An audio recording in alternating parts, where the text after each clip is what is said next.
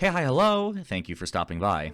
I've been suffering from a string of recent obsessions that make it hard for me to be productive, so I'm turning it into content, baby! Stardew 1.6 came out, and I have legitimately been spending most of my days playing or thinking about it. Here's my farm plan, though it's subject to change, and here are how many hours I played over the past few weeks. Fiance and I are in deep, everybody. And while I've been having great fun exploring the changes from 1.5 forward, Stardew still doesn't represent the bulk of my time suck. No, the game that's been eating me alive recently is DK64 Randomizer. Now, please, let me explain. In my very first video, please ignore these, they're projects from college, they're here for posterity, just don't look at them. I make mention of a central issue with basically all Souls-likes. Once you've seen the enemy's position, their various attack patterns, and any cheeky surprises the devs hid in the game, that's kind of it for discoverability. There's plenty of replayability in these games in the form of new builds, challenge runs, and extra secrets and quests missed in the first playthrough, that's all true. But that sense of discovery, that excitement and awe at the new locations, enemy positions, gags, you can't get that back, barring just forgetting the experience from time passing or disease. And I know that disease sounds like a weird thing to say here, but it's a joke you'll see often in these communities. Though no one in my comments makes this joke, which I'm kind of thankful for, here's just a small sample of people wistfully wishing that they could experience Outer Wilds all over again in my comments. Whether joking about mental illness or just wistfully wishing for something you no longer have, this speaks to the power of discovery and surprise. The adventure is sweeter when you don't know what lies in store. For Souls players, this means jumping from game to game to continually experience that adventure anew, as I've stated previously. But not every Souls game is alike. Bloodborne and Dark Souls are night and day from each other, and even within the Dark Souls series, the difference from game to game can be pretty stark. Elden Ring brings Dark Souls to the open world, making the game leagues more accessible just from choice of direction and build alone, but then add the combat changes, the Ash system, your trusty steed, the more difficult parrying system. Elden Ring certainly walks and talks like a brighter, bigger Dark Souls, but play any Dark Souls game and then move to Elden Ring, and I promise you, you'll feel the difference. And this foregoes talking about Sekiro, a game so different from its ilk it straight up left the genre, to say nothing of all the other games in this style made by any other studio. No two Souls games are alike, which is obviously better than the alternative. Wishing for a yearly Souls release is a monkey's paw wish if I've ever heard one. We got something like a forever pre-playable Souls game before, and remember, it's the least liked part of that game. So what if you're a fan of very specifically Dark Souls 2, you contrarian, and want to experience this game like brand new? Is that even possible? As I've stated previously, the surprise factor that really matters in these games are enemy positions and surprise encounters. This moment is really nice, awe-inspiring even. But every Souls game has one of these, and if you're here for Dark Souls 2 specifically, it's likely for its specific mechanics and aesthetics. And mechanically, you are interacting with enemies, not that beautiful skybox. So if the enemies are where our mechanical interest lies, one way we can rekindle that spark, Dark Souls joke, is by shuffling around enemy locations, which has been done many times. Dark Souls 2 developers even did it themselves when they did the Scholar of the First Sin edition, which, by the way, I am one of those people who thinks the original is better. You should just play the original. It's a bit more fair and it doesn't have like really wild difficulty spikes. Dark Souls is already a series which is known for being ridiculous. Just play the original. You don't need a inflated, ridiculous dragon in the third area game. Anyway, these changes tend to fly in the face of intended design or environmental storytelling, but if you're trying to squeeze more juice from the game, here is a way to do that. Change your relationship with the environment by changing the enemy spawns, rekindling that surprise factor by allowing anything to spawn around the corner. For better, worse, or silly. But we don't have to stop at the enemies. What if we extended this logic to the items found in the game as well? Make it so every item location is shuffled across the world, changing our relationship with the game even further by Frankensteining the game's progression into new forms. Now this is a new game.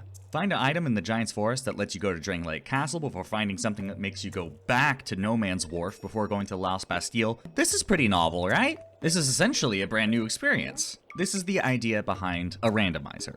Take the game's items, unlocks, and power-ups, maybe also their enemies, might as well, and shake them up, producing a new experience with each roll of the dice, every time generating a new version of the game. But there's a significant difference between true randomization and what I'm talking about here. To use the original Dark Souls as an example, if it were truly random, there's a chance the Lord Vessel would fall into one of the late game areas, thereby making it impossible to proceed and ruining the run. Imagine that.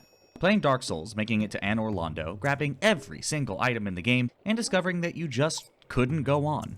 That would be infuriating. This is what separates true randomization from a good randomizer. Each new seed of the game should not just be novel, but completable. and that takes some good programming on the part of the Randomizers creator.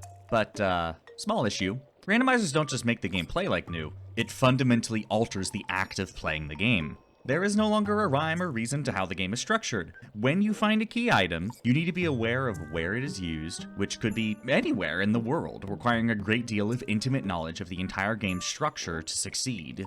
This is no longer a Souls-like game, it's a puzzle Souls-like. And maybe that's one step too far for you. I want to do discovery and engagement with the combat mechanics, damn it, not a progression puzzle. And maybe that is to your taste, so sure. Let's finally leave Dark Souls 2 behind to talk about a type of game that is more complementary to the Randomizer's strengths, Donkey Kong 64. Donkey Kong 64 is a collect-athon 3D platformer made by Rare when they were still partnered with Nintendo during their golden years, and I'll try my best not to nerd out about the historical importance of this time period, but trust me, Rare is an extremely important game company in history, and I could get into it. I am capable of it! Super Mario 64's release in 1996 quickly established the standard for platformers utilizing 3D space, but in so doing had to strongly shift how it encouraged the player to jump, hop, skip, and slide. In 2D Mario games, the designers could use coins as a way to draw the player's attention, whether that's to the optimal path through the level or tempting the player with a challenge. In 3D space, there's no real path now, so instead the coins are laid about the level in a way to incite curiosity in the player. You go this way because you see coins, and in doing so are drawn into the level and jump around in your search for more coins. Through this approach, Super Mario 64 became a sandbox for the players to explore, finding their fill of coins, power-ups, and stars. This would later come to be known as the Collect-athon Platformer, which is a style of platformer that focuses on exploring an environment incentivized by the little bits and bobs found in that environment, with pretty much every secret nook and cran being filled with new items or new ways to find those items. Oftentimes, when journalists talk about a 3D platformer feeling retro nowadays, they probably mean it's a Collect-athon platformer. And though there are obviously some games that continue this genre in the modern context, I can only really think of the one plumber who can continue to carry the torch of collect-athon platformers without harkening back to a different era of games. Anyway, the reason collect-athons feel retro in modern context is because this generation of consoles, the 5th generation, was the generation of the collect-athon, with other mascot platformers in and outside of Nintendo's umbrella putting their own spin on the ideas first popularized in Super Mario 64, and Rare would run far with their own take on the genre. Banjo-Kazooie was their first attempt, but who cares about that? That's not Donkey Kong. If you want to hear more about the collect-athon map design of these early Banjo games, I recommend Game Maker Toolkit's video on the subject. The year after, Rare decided to take ideas found in Banjo-Kazooie and explore them further with Donkey Kong 64, a game that, alongside Sonic, was my childhood. Donkey Kong 64 represents the largest scale attempt by King K. Rool to destroy the Kongs ever, locking up every single Kong besides the big DK himself, and parking his ride directly in front of your house in an attempt to blast it apart with his laser beam.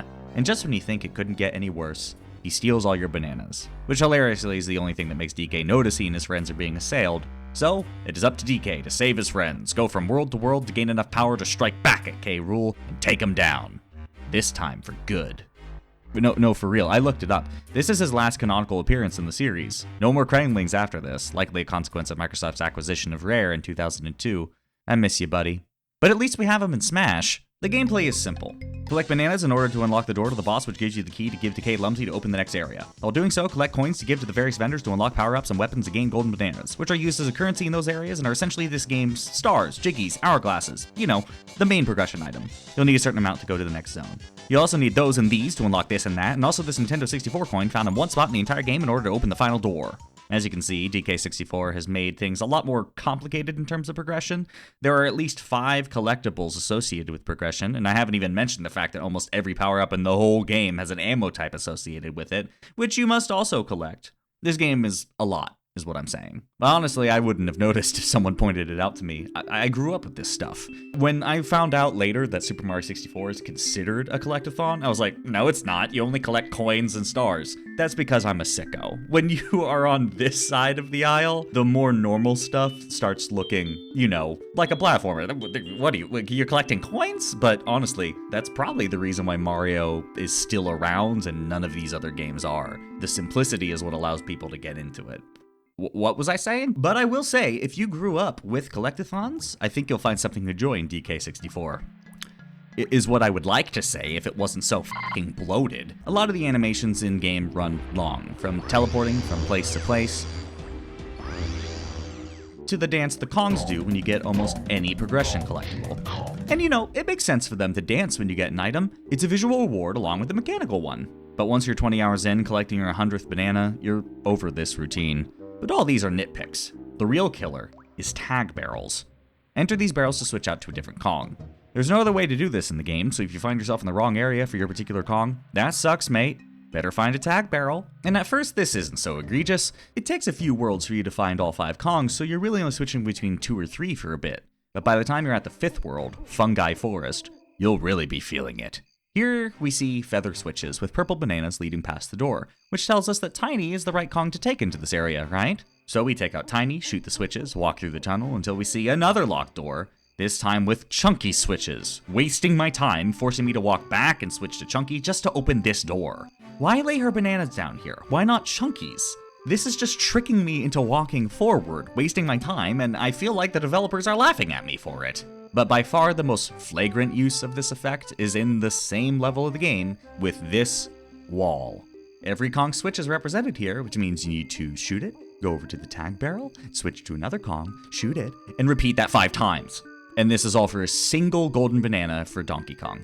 And I haven't even mentioned this level's day-night mechanic, which makes some areas inaccessible at certain times of day until you teleport back to the hub to switch the time, then you go back where you need to be, switch to the Kong, and you see how this stuff compounds? By forcing the player to switch at these specific points, it effectively forces the player to play through the same zone 5 times, with Fungi Forest being the worst example because the nighttime mechanic effectively makes it 10 times. In my nostalgia playthroughs of this game, they've always fallen apart right at Fungi Forest. Which sucks because these are such small issues. If I could switch Kongs on the fly or just speed up the animations a bit, I could see this game being a lot easier to recommend to people, but alas, no such version of this game exists. Wait, what is this doing here? Donkey Kong 64 Randomizer, hereafter referred to as DK Rand, because that's a mouthful, is an open source project with over 20 contributors. But it was started by Tudos and Balam with the web-based seed generator designed by Kill Klee.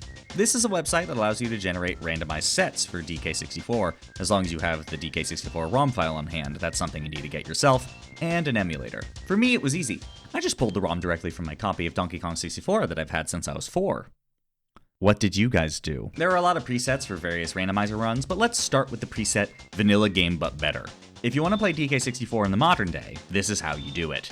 It's the game as it was in 1999, but now you can switch between Kongs on the fly with the D-pad, making all those stupid wrong Kong situations a thing of the past. There are other light changes like speeding up teleportation considerably, as well as up on the D-pad giving total information on bananas found in the level, which is very useful for figuring out how many you need for banana medals or to access the boss. If you have any nostalgia for this game, this is the definitive way to play, and I cannot recommend it enough.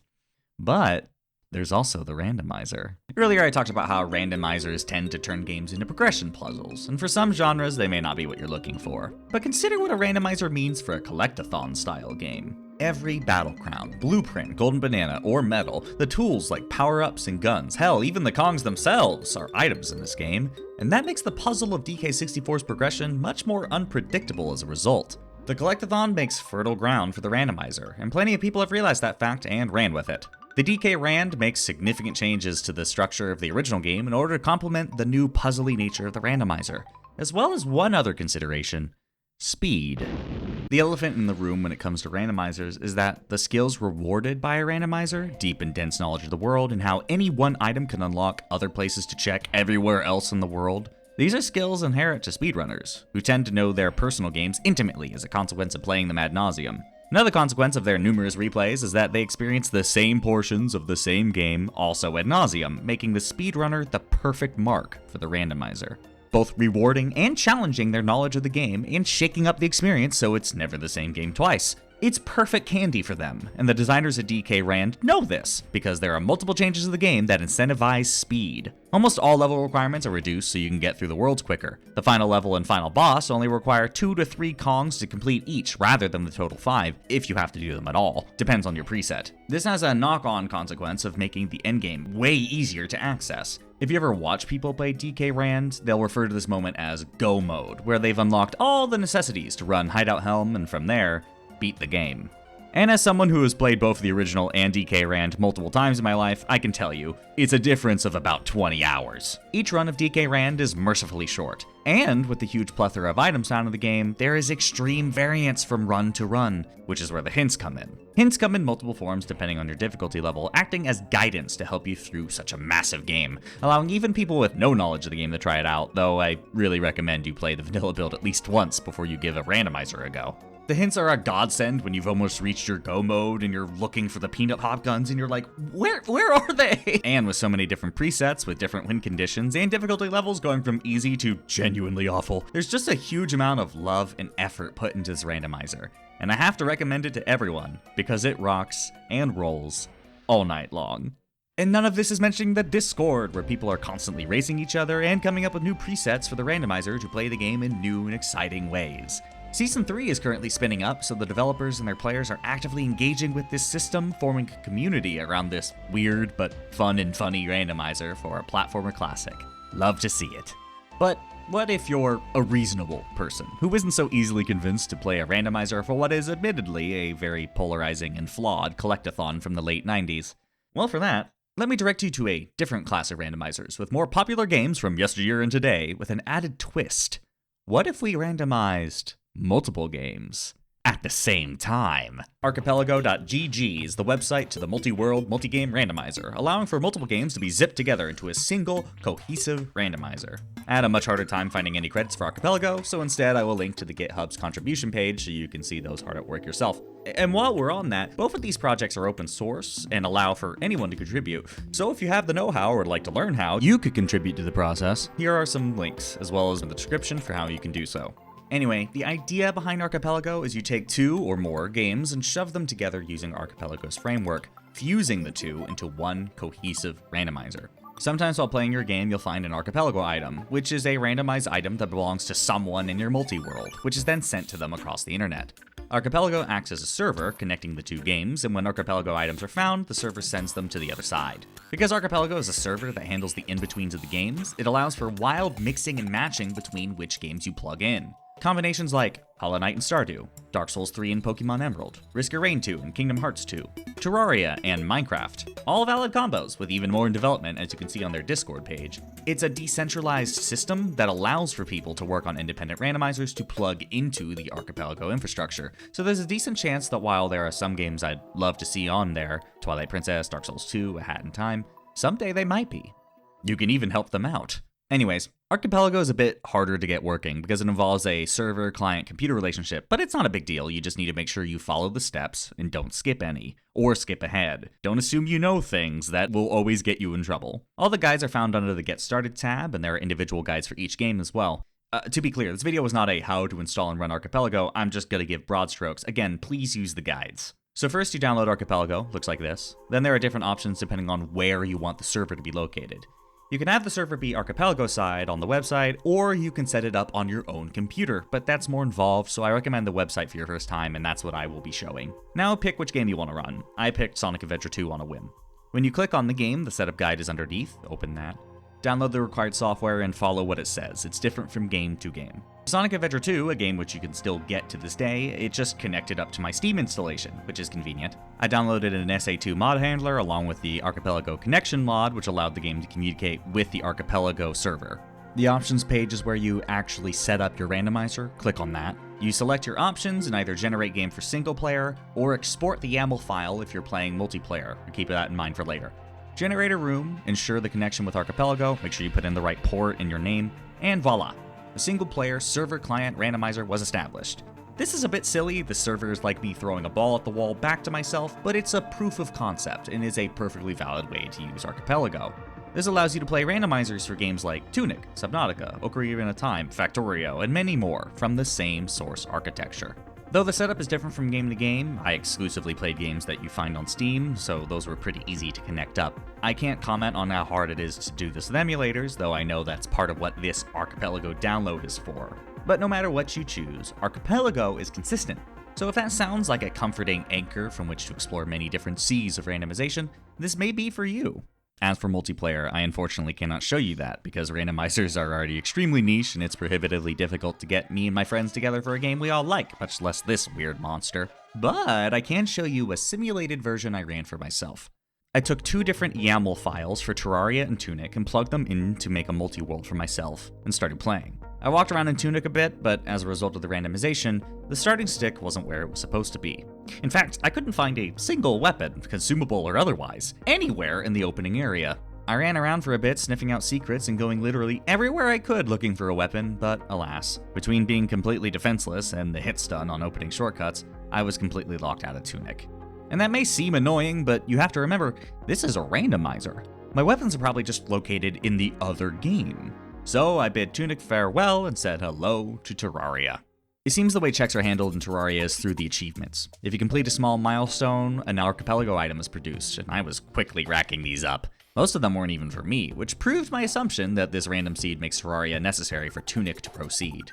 I played for about an hour and then jumped back over to Tunic. Among the things I found in Terraria were firecrackers, my first real weapon, and the key to the house, which both allowed me inside as well as gaining access to the stick I saw earlier. From here, and thanks to the fact that I knew a great deal about Tunic's mechanics already, I was off to multiple corners of the world, completing checks and finding things for myself and for the Terraria guy, who is also me. And for each item I found, if it was for me, things would proceed normally. But if I opened a chest and nothing happened, then it must have been sent to Terraria. I think this does a good job of showing the versatility of Archipelago, not just in which games we can plug in, as I illustrated earlier, but in how we interact with it. In this instance, I am just one person, simulating 2 people playing asynchronously, meaning you don't need to schedule a time to play together, you can just go in whenever. As long as everyone in your game has a link to the chat room, they can refresh the page and re-establish connection, so it doesn't depend on any one person, which it would if you made your machine the server instead. This is another advantage of the decentralized Archipelago format. It plays to the strengths of what games people want to play, but also how and when they want to play it. But say if you're not terribly shy like I am, the Discord exists if you'd like to try it out with strangers, and the online server allows for up to 30 games at once to be connected if you really want to lose your mind. And if you ever get tired of the game and don't want to bog others down because you're not giving them the items they need, the !release command takes all the items in your game and passes them out to all the other players who they belong to, so the randomizer can continue on without you with virtually no hiccups. So there's no harm in trying. You can pick it up and play at any time, and you can even release yourself from it if it ends up being more than you're willing to handle. It's really accommodating in that way. Overall, this is a super impressive feat of programming that allows for up to 30 games, or more if you host on your own computer, to be combined into a horrible homunculus of flesh and pain, never truly knowing where one game ends and another begins. Hope you enjoy it, but overall that's what I've been up to. Stardew and lots of randomizers.